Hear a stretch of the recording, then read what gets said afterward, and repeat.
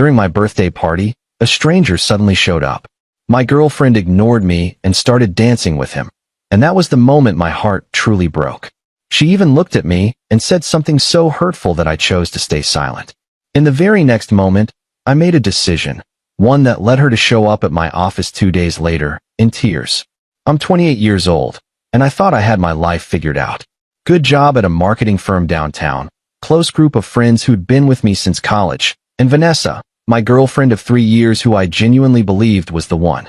We talked about moving in together by the end of summer, about futures and kids, and all those things people say when they think they're in love. I had a ring picked out. Not purchased yet, but picked out. I was planning to propose in August during our trip to the coast. My birthday fell on a Saturday this year, May 16th. I'm not big on celebrations, never have been. I usually prefer a quiet dinner with close friends, maybe drinks at our usual bar. But Vanessa insisted on throwing me a proper party at my apartment. She seemed genuinely excited about it, talking about themes and decorations, and hiring a bartender. I thought it was sweet that she wanted to do something special for me, so I went along with it. Looking back, I should have paid more attention to the details she was controlling. The week leading up to the party, Vanessa was glued to her phone more than usual. We'd be watching a movie and she'd laugh at something on her screen, then quickly lock it when I glanced over. When I asked who she was texting, she'd give me vague answers. Just coordinating party stuff, or my sister being dramatic again, or work nonsense.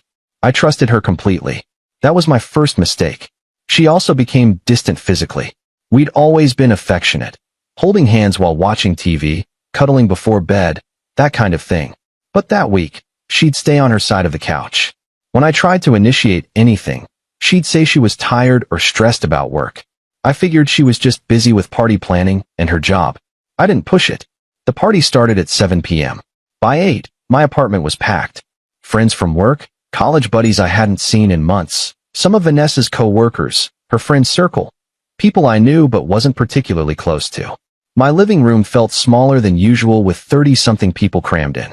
The music was loud, drinks were flowing from the makeshift bar Vanessa had set up, and everyone seemed to be having a better time than I was. I'm not antisocial by any means, but something felt off from the start. Vanessa kept checking the door, glancing at her phone, barely spending any time with me. I'd catch her eye across the room and smile, and she'd give me this distracted half-smile back before turning to someone else. My friend Liam noticed too. He pulled me aside around 8:30 while I was refilling my beer. "Hey man, everything cool with you and Vanessa?" "Yeah, why?" "I don't know. She just seems somewhere else tonight. It's your birthday, and she's barely talked to you. She's probably just stressed making sure everything runs smoothly." Liam didn't look convinced, but he dropped it. Around 9:30, the doorbell rang. Vanessa practically sprinted across the room to answer it, nearly knocking over someone's drink. I was in the kitchen talking to my coworker Brian about some project deadline when I heard her voice, higher and more animated than it had been all night. "You made it. Oh my God, I thought you weren't going to come." I walked into the living room and saw him. Tall, probably 6'2", with the kind of effortless style that looks expensive without trying. Dark hair swept back, perfectly tailored fitted black shirt, designer jeans, confident smile. He was holding a bottle of wine that probably cost more than my monthly electric bill and hugging Vanessa like they were long-lost lovers reuniting after years apart. The hug lasted too long. Her hand lingered on his chest when they pulled away. "Everyone, this is Cameron," Vanessa announced, her hand still on his arm. "We went to college together. He just moved back to the city last month." A few people waved. Most went back to their conversations. I set my beer down and walked over, extending my hand. "Hey man, I'm Daniel, the birthday guy." Cameron shook my hand with a grip just firm enough to feel like a test. His smile was all teeth. "Happy birthday, Daniel. Vanessa's told me so much about you." "That's funny. She's never mentioned you." The smile on his face didn't falter, but something flickered in his eyes. Vanessa's expression tightened, her jaw clenching for just a second before she forced a laugh. "I've mentioned him. You probably just forgot, babe. We haven't seen each other in like 6 years." She hadn't mentioned him. Not once. I have a good memory for things like that. I would have remembered if my girlfriend had talked about some guy she was apparently close enough with to invite to my birthday party. "Maybe," I said, not believing it for a second. Vanessa quickly steered Cameron toward the kitchen. "Let me get you a drink." "What are you in the mood for?" I watched them walk away, her hand on his lower back, guiding him through my apartment like she owned the place. Like I wasn't even there. For the next hour, I tried to enjoy my own party. I talked to friends, thanked people for coming, opened a few gifts. But I couldn't stop noticing Vanessa and Cameron. They were always in my peripheral vision. She'd laugh at things he said that weren't remotely funny, touch his shoulder when she talked, lean in close when the music got loud, even though it wasn't that loud. She'd tilt her head in that way she used to do with me when we first started dating. My buddy Liam pulled me aside again around 10:30. Dude, what the hell is going on with Vanessa and that Cameron guy? I have no idea. She's barely looked at you all night. And she's all over him. I noticed. You want me to say something? Because I'll say something. Nah, I'll handle it. But I didn't handle it.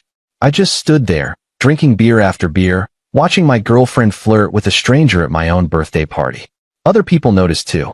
My coworker Sarah gave me a sympathetic look. Brian asked if I wanted to step outside for some air. I said I was fine. I wasn't fine. I felt like I was watching my relationship disintegrate in real time, and there was nothing I could do about it. Then the music shifted. Some remix of an old hip-hop song with a heavy beat. Vanessa grabbed Cameron's hand and pulled him toward the center of the living room where a few people had started dancing. I watched her move with him, hips swaying, hands in the air, her body closer to his than it had any right to be. She looked happy. Genuinely, radiantly happy. Happier than I'd seen her in months. Maybe happier than she'd ever looked with me. Something in me snapped. I set my beer down and walked over. Hey, can I talk to you for a second? Vanessa glanced at me, and the happiness drained from her face, replaced by annoyance. Daniel, I'm dancing. Can it wait? It's my birthday. I just want to spend some time with you. Cameron stopped moving and stepped back, holding his hands up in a placating gesture. Hey man, I don't want to cause any problems here. You're not causing anything. Vanessa interrupted sharply, her eyes still on me. Daniel's just being dramatic. The music didn't stop, but the people around us got quiet. Enough people nearby heard it that I felt their attention shift to us. My face went hot. My chest tightened. Dramatic? I just asked to talk to my girlfriend. And I said I'm busy. God, you're so clingy sometimes. Can you just let me have fun for once? That word. Clingy. She said it loud enough for Cameron to hear, for our friends to hear, for half the party to hear. She said it with a look on her face like I was embarrassing her, like I was the problem, like I was ruining her good time by existing. I felt something crack inside my chest, something that had been holding together for longer than I realized. I didn't argue. I didn't yell. I didn't make a scene. I just looked at her for a long moment, memorizing her face, then turned around and walked straight to my bedroom. I heard someone call my name. Might have been Liam, but I didn't stop. I went into my room, locked the door, and sat on the edge of my bed. I sat there in the dark, staring at the floor, listening to the muffled music and laughter through the walls. My phone buzzed. Text from Liam. You good, bro? I didn't respond. Another buzz. Sarah, want me to get rid of people? I turned my phone face down on the nightstand. I stayed in that room for 30 minutes, maybe longer, just thinking. Thinking about every time Vanessa had dismissed me lately, every time she'd prioritized something or someone else, every small moment I'd ignored because I didn't want to be the clingy boyfriend. The times she'd canceled our plans last minute for work drinks. The times she'd spend entire evenings on her phone. The times she'd pulled away when I tried to be affectionate. I'd made excuses for all of it. Told myself she was stressed, that relationships go through phases, that this was normal. But this wasn't normal. Normal girlfriends don't invite random guys to their boyfriend's birthday party and ignore the boyfriend all night. Normal girlfriends don't humiliate their partners in front of their friends. I made a decision right there on that bed. A calm, clear decision that felt like the first honest thing I'd done in months. When I finally came out, the party was still going strong. Vanessa was back on the couch, sitting way too close to Cameron, showing him something on her phone. They were laughing. She didn't notice me. Nobody did at first. I walked past them, grabbed my jacket from the hook by the door, and left my own apartment. I heard someone shout, Daniel, wait, but I was already in the hallway, heading for the stairs. I ended up at a 24-hour diner called Rosie's on the edge of town, a place I used to go to during college when I needed to think. Ordered coffee and sat in a booth by the window, watching cars pass by on the street. The waitress, older woman, kind eyes, asked if I wanted anything to eat. I said just coffee. She brought me a slice of pie anyway, on the house. Said I looked like I needed it. Around midnight, my phone started blowing up. Text from Vanessa. Where did you go? Daniel, people are asking about you. This is so embarrassing. Can you just come back and act normal? You're ruining your own party. I can't believe you're doing this. Not one apology. Not one acknowledgement that maybe, just maybe, she'd done something wrong. I turned my phone off. I stayed at that diner until 2 in the morning, then checked into a cheap hotel nearby. One of those extended stay places with thin walls and a vending machine in the lobby. I didn't want to go back to my apartment while she was still there. I didn't trust what I might say. I needed time to process everything without her trying to gaslight me or manipulate the situation. The next morning, I woke up to 37 missed calls and 63 texts. Most from Vanessa, a few from friends asking if I was okay. I texted Liam, I'm fine. Staying somewhere else tonight. Can you check if everyone left my place? He responded within minutes. Yeah man, cleared out around 1 a.m. Vanessa was pissed you bailed. She left around 1:30. Want me to grab your spare key and check on things? Thanks. I'll come by this afternoon. You okay? That was rough. I will be. I didn't go back until 3 p.m. Sunday. I needed the time. Vanessa was gone, but she'd left the apartment a complete disaster. Empty bottles everywhere, food on the counter, decorations half taken down, someone's jacket on my chair. She hadn't cleaned up a single thing. There was a note on the kitchen table in her handwriting. Really mature, Daniel. We need to talk. Call me. I crumpled it up and threw it away. I spent the rest of Sunday cleaning, taking my time, thinking about everything. The apartment felt different now, like I was seeing it clearly for the first time. All of Vanessa's things scattered around. Her makeup bag on the bathroom counter, her shoes by the door, her clothes in my closet. They felt invasive now, like they didn't belong. Monday morning came faster than I wanted. I went to work, kept my head down, answered emails, attended meetings. I didn't tell anyone what happened except for my boss, and only because I needed to explain why I looked like hell. He told me to take the afternoon off if I needed. I said I'd rather work. Around 11, my assistant knocked on my office door. There's someone here to see you. She doesn't have an appointment, but she says it's urgent. Who is it? Vanessa. My stomach dropped. Of course she'd show up at my workplace. Tell her I'm in a meeting. I did. She said she'll wait. I closed my laptop and rubbed my face. I didn't want to do this here. Not at work, not in front of colleagues. But I also knew Vanessa well enough to know she wouldn't leave until she got what she wanted. She was stubborn like that. It was one of the things I used to love about her. Fine. Send her in. My assistant hesitated. You sure? I can call security if. It's fine. Thanks. Vanessa walked into my office 30 seconds later, and I barely recognized her. No makeup, hair pulled back in a messy bun, wearing sweatpants and an oversized hoodie. Her eyes were red and swollen like she'd been crying for hours. She closed the door behind her and just stood there, staring at me. You've been ignoring me for 2 days. I've been thinking. Thinking about what? I leaned back in my chair, keeping my voice steady. About the fact that you embarrassed me at my own birthday party. About the fact that you invited some guy I've never heard of and spent the entire night with him instead of me. About the fact that you called me clingy in front of everyone I care about. Cameron's just a friend. I don't care who he is. That's not the point. Then what is the point? The point is that you made me feel like I was the problem for wanting to spend time with my girlfriend on my birthday. You looked at me like I was pathetic for asking for basic respect. Her lip started trembling. I didn't mean it like that. Then how did you mean it? She sat down in the chair across from my desk, tears streaming down her face. I don't know. I was drunk and having fun, and you were just hovering. It felt suffocating. Suffocating. I didn't mean. No, you did mean it. That's the problem, Vanessa. You meant every word. And you only feel bad now because I left. If I'd stayed and pretended everything was fine, you wouldn't have thought twice about it. She broke down completely, sobbing into her hands. Part of me wanted to comfort her. 3 years of history doesn't just disappear. 3 years of memories and inside jokes and shared experiences. But a bigger part of me felt nothing. Just a cold, empty clarity that told me exactly what needed to happen. I think we should break up. Vanessa looked up, mascara streaking down her cheeks. What? I can't do this anymore. I can't be with someone who makes me feel like I'm asking for too much when all I want is basic respect and consideration. Daniel, please. I made a mistake.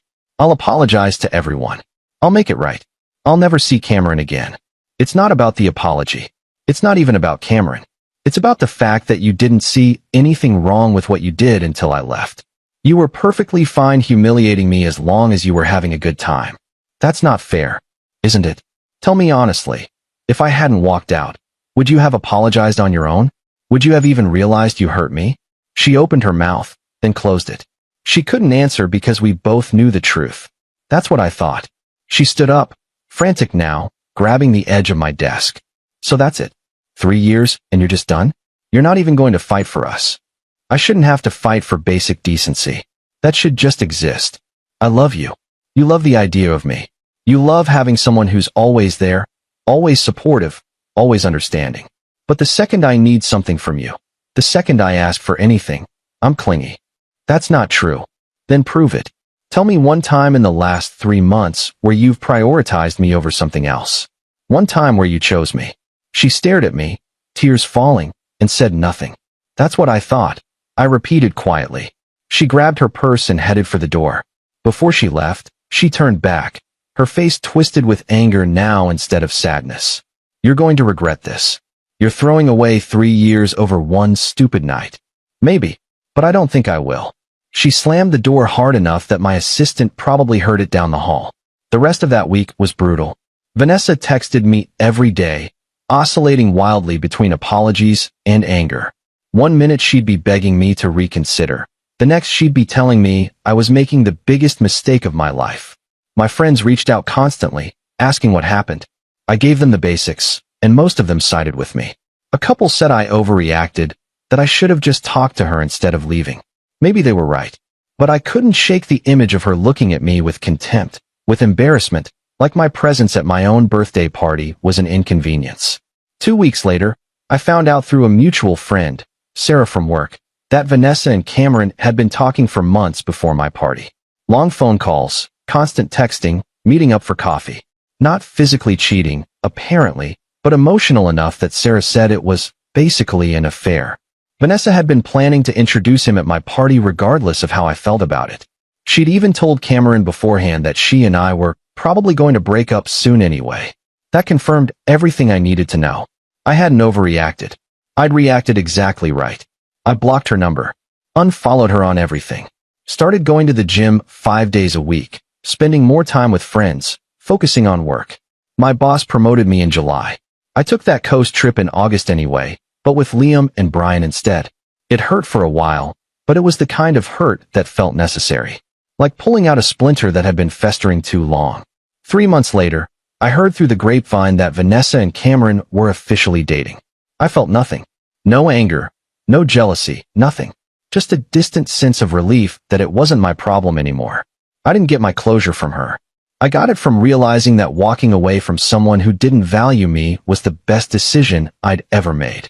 My birthday might have been ruined, but at least I didn't waste another year pretending everything was fine. Sometimes the worst nights lead to the best choices. And sometimes the person you thought was the one turns out to be the lesson you needed to learn. I'm doing better now.